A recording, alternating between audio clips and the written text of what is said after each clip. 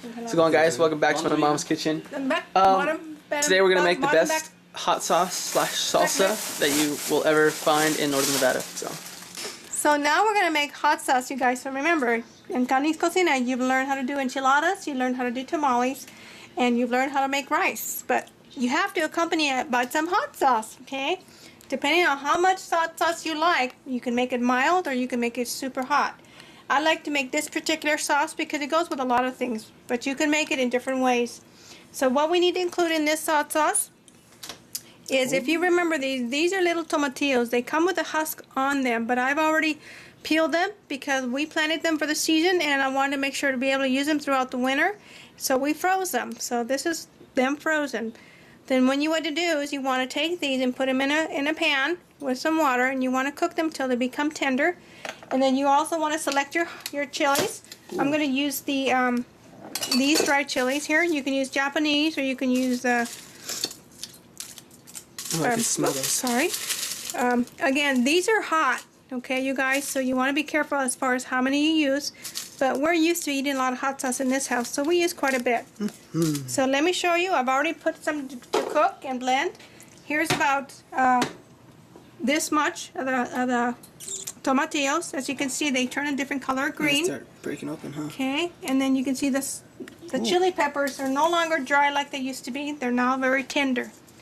So now you want to go ahead and put them in the blender and blend them up nice and smooth. So I'm going to grab my chilies and my tomatillos, put them in the blender.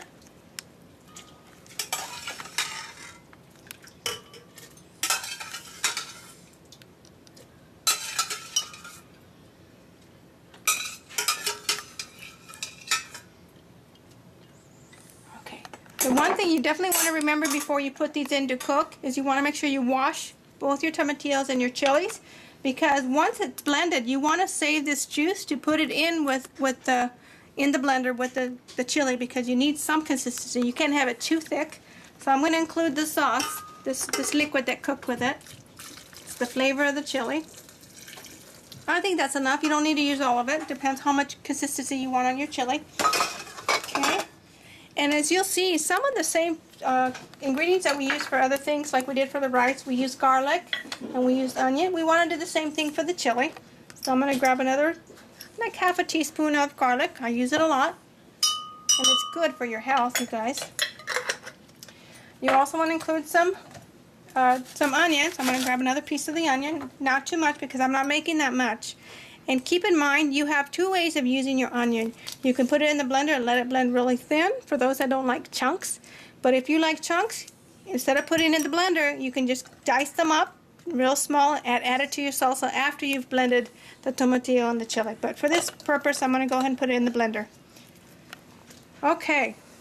Now let's not forget, we need salt to taste. Okay. Again, we're going to measure it. I like to measure about a tablespoon. I'm going to put that in.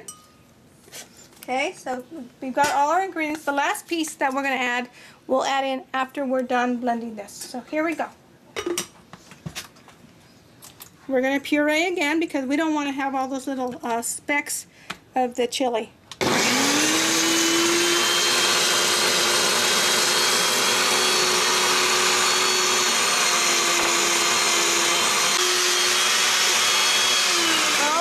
I think we are good, you guys. So let's take a peek inside. Let's see what it looks like. Okay. As you can see, it's been blended really, really well. You can see the little red pieces. That's from the chili, remember. So the more you blend, the less you'll see of that.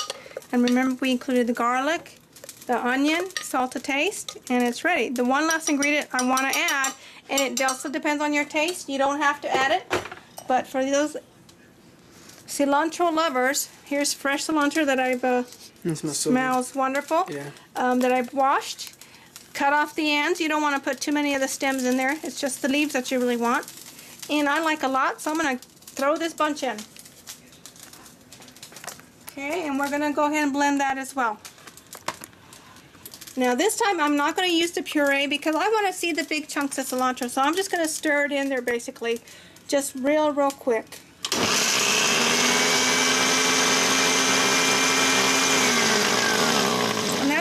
you need because you don't want it to be all dissolved. You want chunks in there if you like it. Okay, so as you can see, the cilantro is in there. Let me go ahead and pour it out so you can see it closer.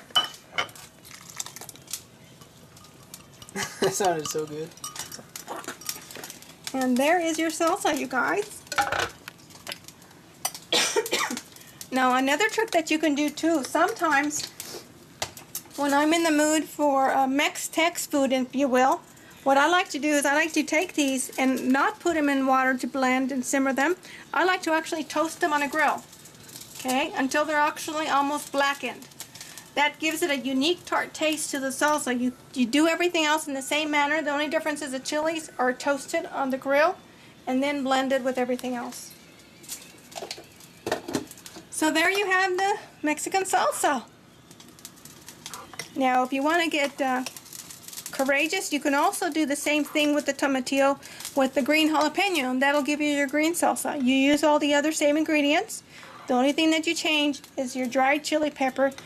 In replacement, you put the green jalapeno. So good eating, you guys.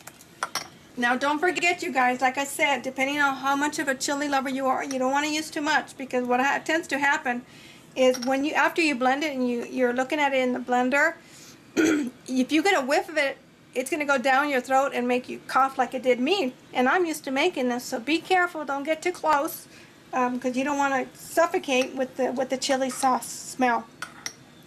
But boy, is it good to eat. So enjoy. All right, you guys. George, shut up. I'm gonna put that to blooper. Okay.